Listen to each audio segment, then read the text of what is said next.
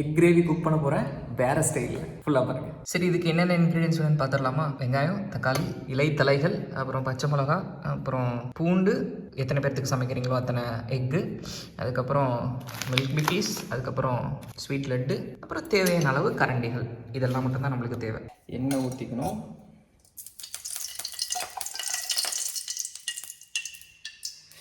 எண்ணெய் கொஞ்சம் சேர்த்து ஊற்றிங்க, அப்போ தான் நல்லாயிருக்கும். ஓகே, கடுகு,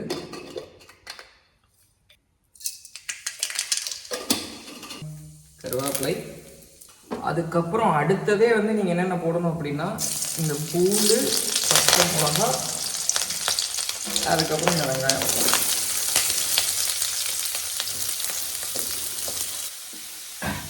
நான்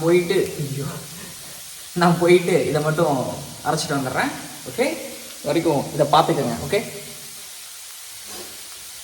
ஸோ இப்போ வெங்காயம் நல்லா வதங்கினதுக்கப்புறம் நான் வந்து 2 ஸ்பூன் போடுறேன். இன்னும் மிளகாய்த்தூள், சிக்கன் மசாலா, சரி இது போடுங்க, கொஞ்சமாக மஞ்சள் தூள்.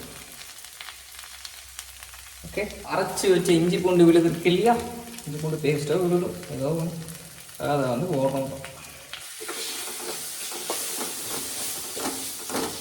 ஆஹா, ஸ்மெல்லு இஞ்சி பூண்டு போட்டதுக்கப்புறம் ஸ்மெல்லு பயங்கரமாக இருக்கும். பச்சை வாசனை போனதுக்கப்புறம் தக்காளி, நறுக்கி வச்ச தக்காளி. இது வந்து என்னோட ஸ்டைல் அப்படின்றதுனால தான் நான் இப்படி போடுறேன். உங்களுக்கு எப்படி தோணுதோ அப்போ போட்டுக்கலாம். ஓகேங்களா, நான் வந்து எப்பவுமே இஞ்சி பூண்டெல்லாம் போட்டுட்டு அதுக்கப்புறம் தான் வந்து நான் இந்த தக்காளி போடுவேன்.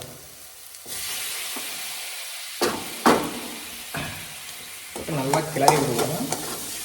இந்த தக்காளி எல்லாம் நல்லா ஜெல்லானதுக்கப்புறம் அப்புறம் தான் தண்ணி சேர்க்கணும். கிரேவி எத்தனை பேர்த்துக்கு வைக்கிறீங்களோ அதுக்கேற்ற மாதிரி தண்ணி ஊற்றிக்கணும். ஓகே, ஒரு 5 நிமிஷம் கொதிக்க விடணும். அப்போ தான் வந்து எண்ணெய் மேலே பிரிஞ்சு வரும். ஓகேங்களா, இப்படி நல்லா கொதிச்சு வரும்போது வறுத்து வச்ச எக்கை வந்து இதில் ஆட் பண்ண போகிறேன்.